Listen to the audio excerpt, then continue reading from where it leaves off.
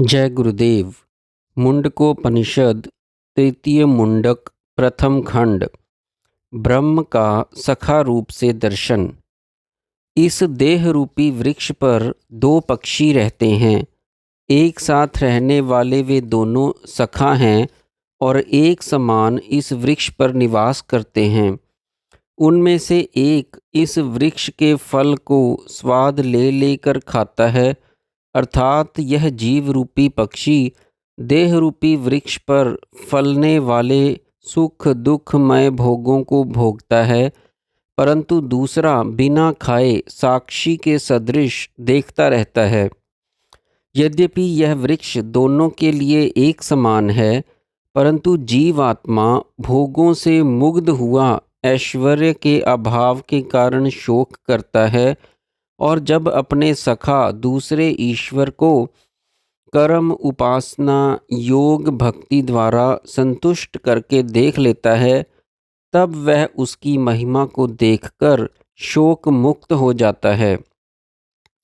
जब वह दृष्टा जीव दूसरे पुरुष को, जो सुवर्णवत भ्राजमान है, सब का करतार है, ईश्वर है और ब्रह्म स्वरूप सब का कारण है, देख लेता है, तब वह विद्वान पुण्य पाप दोनों झाड़कर निरंजन परम सारूप्य मुक्ति को पा लेता है, अर्थात तद्रूप हो जाता है। प्राण ही वह ब्रह्म है जो सब प्राणियों में प्रकाशमान है। ऐसा जानकर साधक तर्क वितर्क रूप अतिवाद को छोड़ देता है और आत्म क्रीड़ा आत्म रमण करता हुआ सब क्रिया रूप चेष्टाओं से युक्त रहते हुए भी ब्रह्म के जानने वालों में श्रेष्ठ माना जाता है। उस सखा रूप परमात्मा ईश्वर को सत्य तप के द्वारा, पूर्ण ज्ञान के द्वारा और नित्य ब्रह्मचर्य के द्वारा पाया जा सकता है। वे ही यतिजन जिनके सब दोष क्षीण हो चुके हैं, उस ज्योतिर्मय शुभ्र परमात्मा को अपने अंतः शरीर में देख पाते हैं। सत्य की जय होती है, झूठ की नहीं। देवयान मार्ग सत्य से ढका हुआ है, अर्थात उस पर सत्य की सड़क बनाई गई है। उस सड़क से वे आप्तकाम ऋषिगण ही जा सकते हैं, जिनकी सब कामनाएं शांत हो गई हैं, और वे उस मार्ग पर चलकर वहां पहुंचते हैं जहां सत्य का परम धाम है।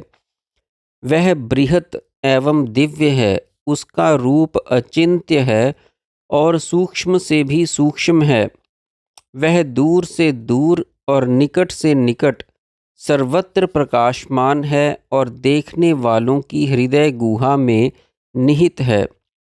वह दृष्टि से नहीं देखा जा सकता, न वाणी अथवा अन्य इंद्रियों की पकड़ में आता है। तप से अथवा कर्म के द्वारा ही नहीं मिलता। जिनकी बुद्धि शुद्ध सत्व प्रधान हो गई है, ध्यान युक्त होने पर उनके द्वारा ही निष्फल ब्रह्म ज्ञान के प्रसाद से, अर्थात प्रत्यक्ष अनुभव करने पर देखा जाता है। यह सूक्ष्म आत्मा चित्त से जानने के योग्य है, जिसमें प्राण पंचधा गढ़ा हुआ है। प्राणियों का चित्त सर्वथा प्राणों से ओतप्रोत है। उस चित्त के विशुद्ध शांत होने पर यह आत्मा प्रकट होता है, अर्थात चित्त की वृत्तियों के शांत होने पर आत्मा का साक्षात्कार होता है, अथवा प्राणों के निरुद्ध होने पर चित्त निरुद्ध होता है, तभी आत्मा अनुभव में आता है। इसलिए प्राण का संयम पूर्वक निरोध करना चाहिए। चंचल चित्त से आत्मा का अनुभव नहीं होता। प्राण के 5 रूपों के नाम प्राण, अपान, समान, व्यान और उदान हैं।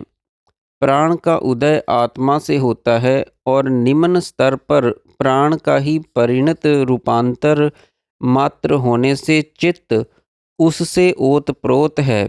जैसे भाप में जल, जल के शीतल होने पर भाप जम जाती है, इसी प्रकार प्राण के रुकने पर चित्त रुक जाता है। प्राण को रोकने के लिए प्राणायाम की अनेक विधियां कही गई हैं, परंतु केवल कुंभक सर्वोपरि है। यदि चित्त को वासना रहित रखा जाए तो भी प्राण रुकने लगते हैं। इसी आधार पर उपर्युक्त एक श्रुति में कहा गया है कि आप्तकाम ऋषिगण ही इस मार्ग पर चल सकते हैं।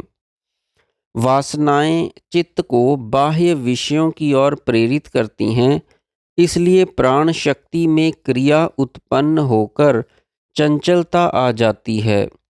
वासना, चित्त और प्राण तीनों का पारस्परिक घनिष्ठ संबंध है।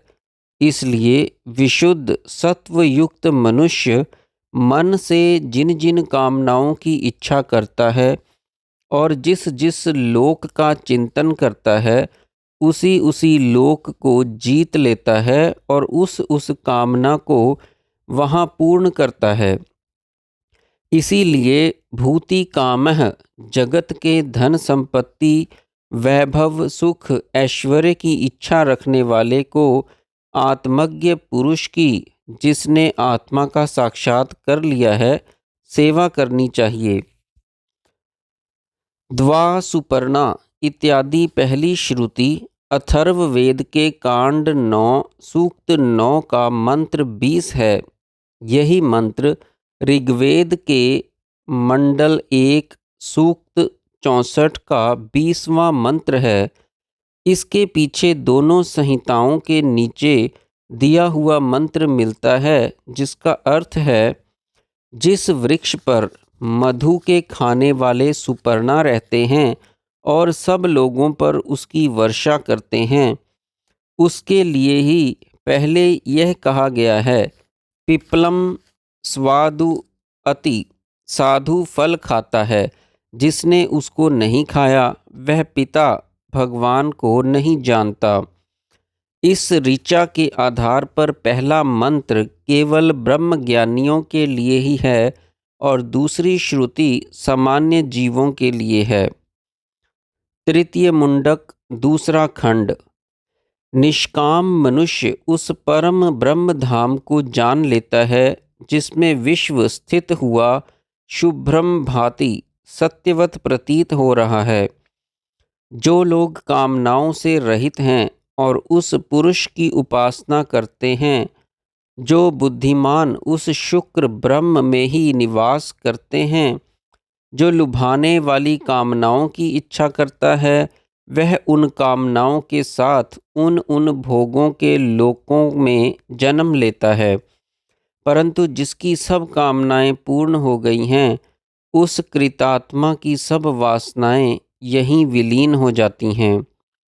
यह आत्मा प्रवचनों के श्रवण से नहीं मिलता, मेधा बुद्धि से भी नहीं मिलता, उसके बारे में बहुत श्रवण करने से भी वह नहीं मिलता। जिस तत्व को परमात्मा अपने में मिला सकता है, उसी के द्वारा वह मिल सकता है। इसलिए उसी का अंश होने से आत्मा द्वारा ही परमात्मा मिलता है, अर्थात परमात्मा किसी इंद्रिय अथवा मन का विषय ना होने के कारण इनके द्वारा प्राप्त नहीं किया जा सकता। आत्मा के द्वारा ही प्राप्त किया जा सकता है, क्योंकि आत्मा परमात्मा का ही अंश है। यह आत्मा बलहीन को प्राप्त नहीं होता और प्रमाद अथवा नामधारी तप से भी नहीं मिलता। जो विद्वान यहाँ कहे गए उपायों से यत्न करता है, उसका आत्मा ब्रह्म धाम में प्रवेश करता है।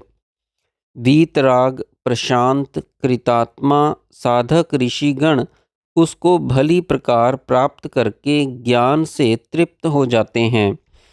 वे बुद्धिमान युक्तात्मजन उस सर्वव्यापी को सब ओर से पाकर उस सर्वस्वरूप परमात्मा में ही समा जाते हैं। जिन्होंने वेदांत विज्ञान के द्वारा अपना ध्येयार्थ निश्चित कर लिया है, और संन्यास योग से जिनकी बुद्धि निर्मल शुद्ध हो गई है, वे सब यति लोग मरने पर मृत्यु से पार होकर ब्रह्म लोकों में जाकर मुक्त हो जाते हैं। जिनकी 15 कलाएं प्राण रूपी प्रथम कला में विलीन हो गई हैं और सब इंद्रियां अपने अपने कारण रूप अधिदैव में प्रतिष्ठित हो गई हैं, उनकी कर्मेंद्रियां और विज्ञानमय आत्मा अव्यय स्वरूप परम तत्व में एक हो जाते हैं। जैसे बहती हुई नदियां अपने नाम रूप छोड़कर समुद्र में अस्त हो जाती हैं, वैसे ही वह विद्वान नाम रूप से मुक्त होकर परात्पर दिव्य पुरुष को प्राप्त हो जाता है। जो उस परम ब्रह्म को जान लेता है, वह निश्चय पूर्वक ब्रह्म ही हो जाता है। उसके कुल में अब्रह्मवित् उत्पन्न नहीं होता। वह शोक से तर जाता है, वह पापों से तर जाता है, हृदय की ग्रंथियों से मुक्त होकर अमर हो जाता है। जो अनुष्ठान करने वाले श्रोत्रिय ब्रह्मनिष्ठ पुरुष हैं और एकर्षि अग्नि में श्रद्धा से अग्निहोत्र करते हैं, उनको ही यह ब्रह्म विद्या कहनी चाहिए। जो विधिवत शिरोव्रत का पूर्ण पालन करते हैं, शिरोव्रत एक प्रकार का वैदिक व्रत है। यह सत्य है कि ऋषि अंगीरा ने पुरा काल में कहा था कि इस उपनिषद का अध्ययन अचीर्ण व्रतों का पालन ना करने वाला मनुष्य नहीं कर सकता।